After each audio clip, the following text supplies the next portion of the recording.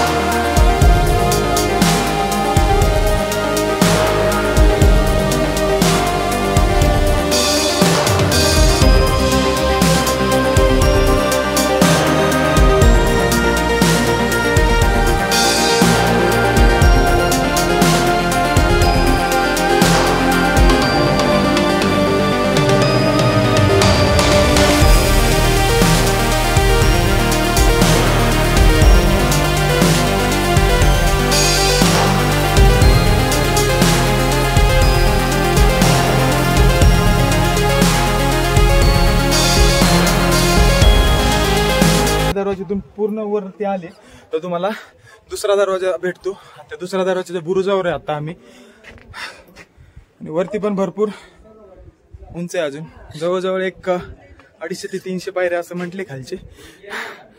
ज्या सगळ्यात जास्त लोहगडचा जो पॉइंट गाजला होता अख्ख्या म्हणजे सोशल मीडियावर, इंस्टाग्रामवर वरती, तर हा पायऱ्यांचा दुसरा दरवाजा, त्या पायऱ्या मी तुम्हाला दाखवतो इथून। मित्रांनो बघा, हा पायऱ्यांचा। मित्रांनो, जसा की वर आलो मी, इथे मला काहीतरी दिसलेलं आहे, म्हणजे आय थिंक शिवकालीन पाण्याची टाकी असेल, पूर्ण बंदिस्त अशी टाकी आहे आणि खूप आवाज घुमतोय मित्रांनो। याच्यात बहुतेक साप वगैरे, मासे भरपूर असतील। या बाजूला पण एक आहे पाण्याची टाकी, ते पण मी तुम्हाला दाखवतो। मित्रांनो, भरपूर पाणी बघा, म्हणजे त्या काळात कशी सुविधा केली असेल, एवढं उंचावर येऊन पण एवढं पाणी। आता इथे आल्यास तर घाण वगैरे करू नका मित्रांनो कधीच, कारण हे एक पवित्र स्थान असं मानू शकतो आपण।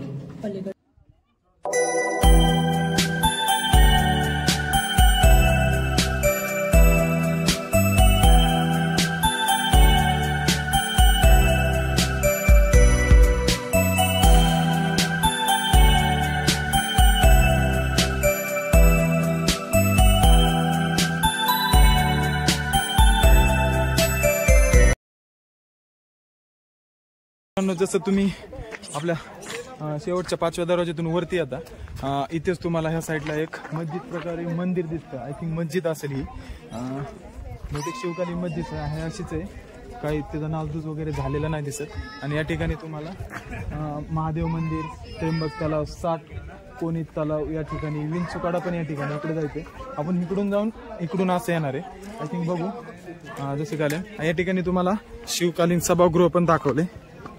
हे महाराजांच्या काळातील शिवकालीन सभागृह आहे, पण आता या ठिकाणी 3 तोफा तुम्हाला आपल्याला पाहायला मिळतात तिथे मांडल्या असाव्या. आणि एकदम मस्त अशा तोफा मांडलेले होऊ शकते.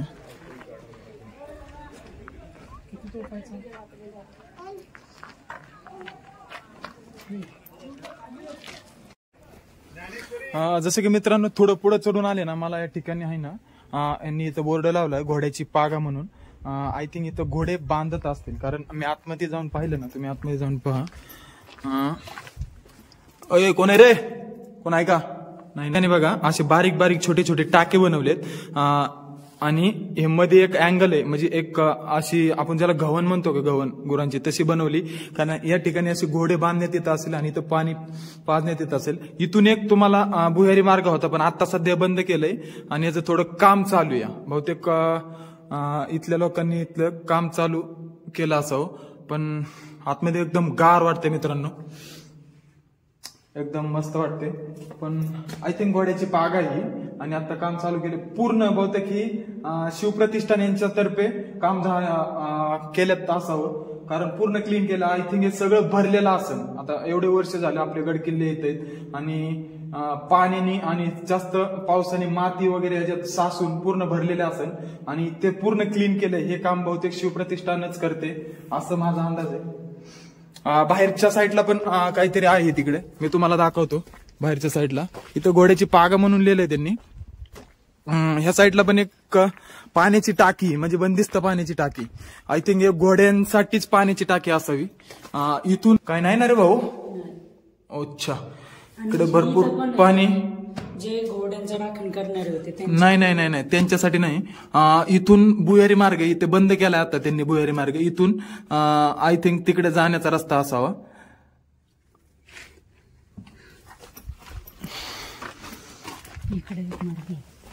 आणि इकडे पण काहीतरी आहे. आय थिंक मी तुम्हाला दाखवतो बरं का मित्रांनो. इकडे पण काहीतरी काय रे, तो नाहीये. अच्छा हा, इकडे पण एक भुयारी मार्ग आहे. कोण आहे का रे? त्याला धांदरून निघाली इथून भाऊ, डेंजर आहे. साप बी असायचे. मित्रांनो आतमध्ये जात नाही, पाणी पण आहे भरपूर, चिखल आहे. आणि इथलं साफसफाई करायचा राहिला. नको जाऊ आतमध्ये, नको जाऊ. एक मार्ग आहे. बहुतेक इथून पाण्याची टाकी नाही, राहण्याची सोय असणार अंदाज आहे माझा. कारण पाण्याची टाकी दाखवताना एक दाखवलंय, त्यांचं स्ट्रक्चर त्यावेळेस वेगळं होतं. कारण की त्यांनी ना इथं अशी सोय दाखवलेली राहण्याची, पण तिकडे जर कोपऱ्यात गेलं तर एक मार्ग पण दिसतोय आतल्या. हो का? आता मित्रांनो भरपूर अंधार आहे बरं का, अंधारात दिसत नाही. चल ठीक आहे. जेणेकरून शत्रू जरी आत घुसला तरी त्यांची भूका चुकावं, भूल व्हावी म्हणून त्यांनी. जसं की मित्रांनो तुम्ही घोड्याची पागा बघून जसं पुढे येता तसं ही पडलेली तटबंदी या ठिकाणी पुढे आले ना, इथे तुम्हाला लक्ष्मी कोठी म्हणून एक बोर्ड दिसेल. लक्ष्मी कोठी म्हणजे काय? जेव्हा छत्रपती शिवाजी महाराजांनी सुरतेची लूट करून जेव्हा परतीचा रस्ता घेतला होता, तेव्हा जे खजिना शिवाजी महाराजांनी खजिना सुरतवरून लुटून आणलेला, तोच खजिना या ठिकाणी ठेवला असावा. असं भरपूर जागा आहे. आणि जो खजिना ठेवला होता तो लोहगडवरतीच ठेवला होता. आणि तुम्हाला आतमध्ये दाखवतो मी.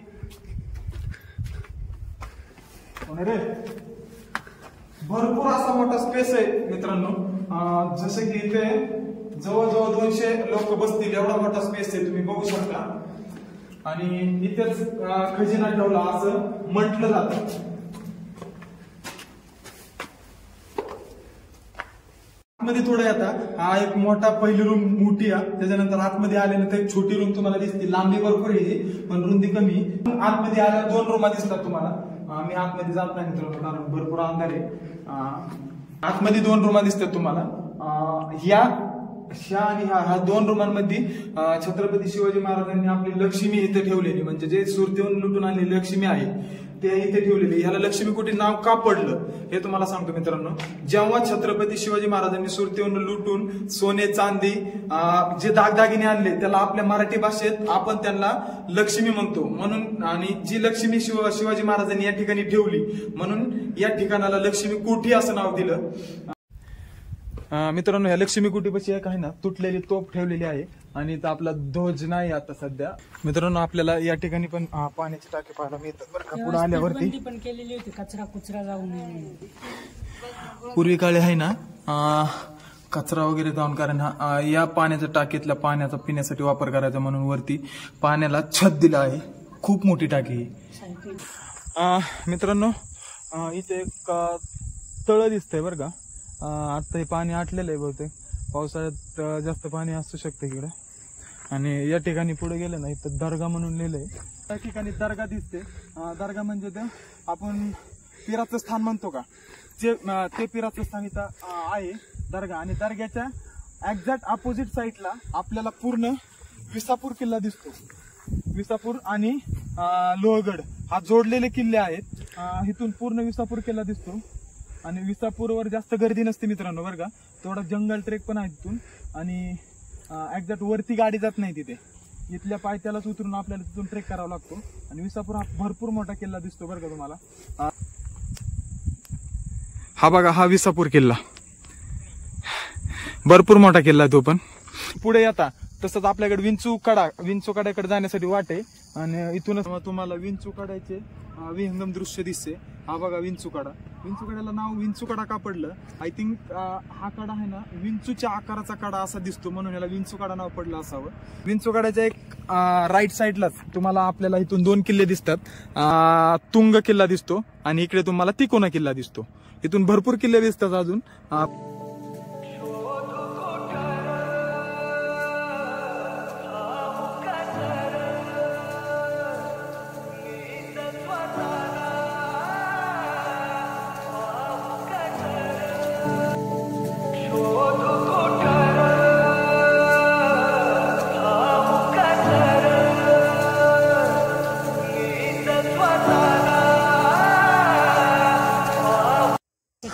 मित्रांनो आपण किल्ल्याच्या पश्चिम साईडला आलो ना, आपल्याला इथं आय थिंक 3 पाण्याचे टाके पाहायला मिळतात.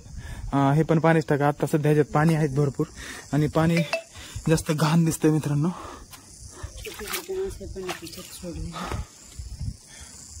मित्रांनो हे एक पाण्याचं टाकं पश्चिम साईडला. इथे पण एक पाण्याचं टाकं बघायला मिळतं आपल्याला. हे पण पाण्याचं टाकं पाहायला मिळतं, पण आता सध्या फुले पण आहे ह्याच्यात. या ठिकाणी इकडे पण एक बंदिस्त पाण्याचं टाकं आहे, म्हणजे वरून त्याला छत वगैरे आहे पाण्याच्या टाकीत. आय थिंक हे पाण्याचं टाकं, पाण्याचं टाकच आहे मित्रांनो हे पण. पण सध्या इथं पाणी नाहीये, फक्त ओलावा आहेत आणि भरपूर घाण वगैरे आहे तिथे.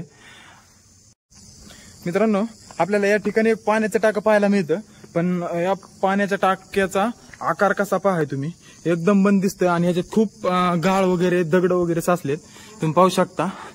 म्हणून मित्रांनो जसं की लोहगडावरती एक सर्वात महत्वाची वास्तू बघण्यासारखी ती म्हणजे माझ्या पाठीमागे बघताय तुम्ही 16 कोणी तलाव.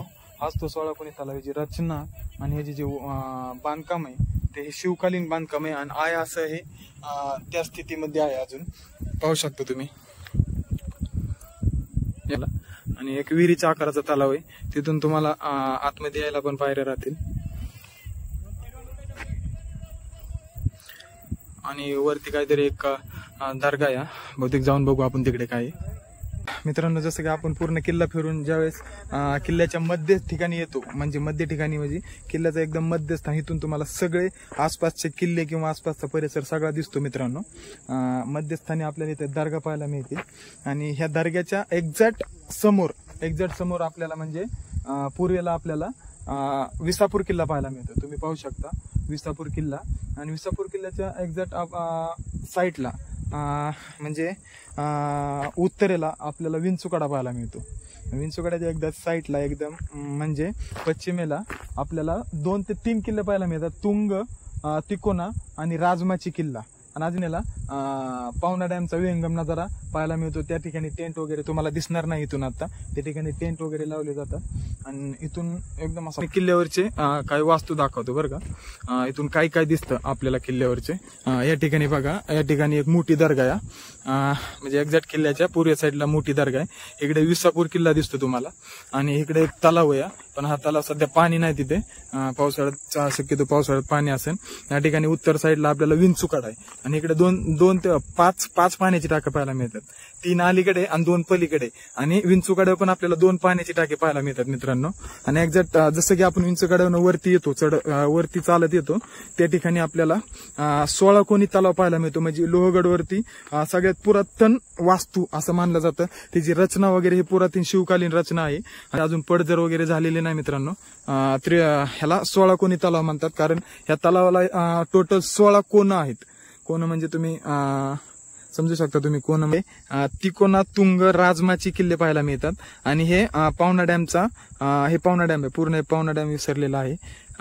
पावना महादेव मंदिर, त्रिकोणी तलाव आणि ते एक मस्जिद पाहायला मिळते. मस्जिदासारखं मंदिर आहे, मस्जिद आहे का मंदिर आहे माहित नाही, पण ज्यावेळेस शिवकालीन जे शिवाजी महाराजांनी मंदिरं बांधली ते अशाच प्रकारचे मंदिरं बांधलेली राहतात. लोणावळा शहर पाहायला मिळतं आपल्याला पूर्ण. सगळे आपण पुढे आल्यानंतर तुम्हाला म्हणलं पाहिजे हा तो त्र्यंबक तलाव आणि याच्या एक्झॅक्ट शेजारी आपल्याला महादेवाचं मंदिर पाहायला मिळते. आता दर्शन घेऊन आपण समाधी तिकडे जाते, इकडे कडा आहे ना, इकडून शॉर्टकट यायचं आहे, तिकडून येऊ का? चल इकडून आहे, इकडून कोणतं कडा आहे रे, इकडून पोरच जातात तिकडून.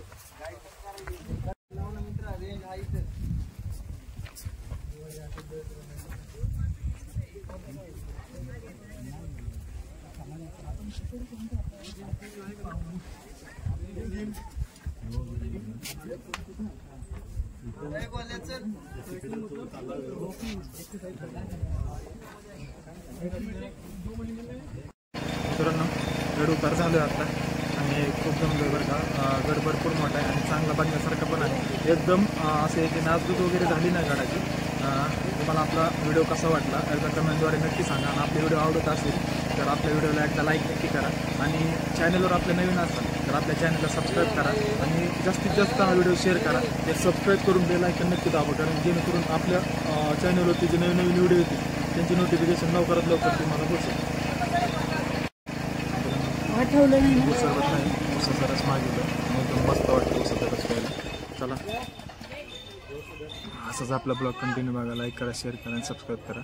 भेटू आपण पुढच्या नवीन ब्लॉगमध्ये. तोपर्यंत बाय बाय, टेक केअर, काळजी घ्या.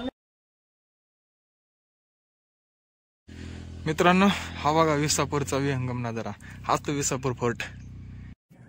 मित्रांनो आपल्याला ह्या ठिकाणी दिसतो विसापूर आणि ह्याच्याच शेजारी आपल्याला दिसतात भाज्या लेणे. मित्रांनो आता एकविरा मातेच्या एकविरा देवीच्या इथे आलोय यासाठी, कारला लेणी बघण्यासाठी 25 रुपये पर पर्सन फी.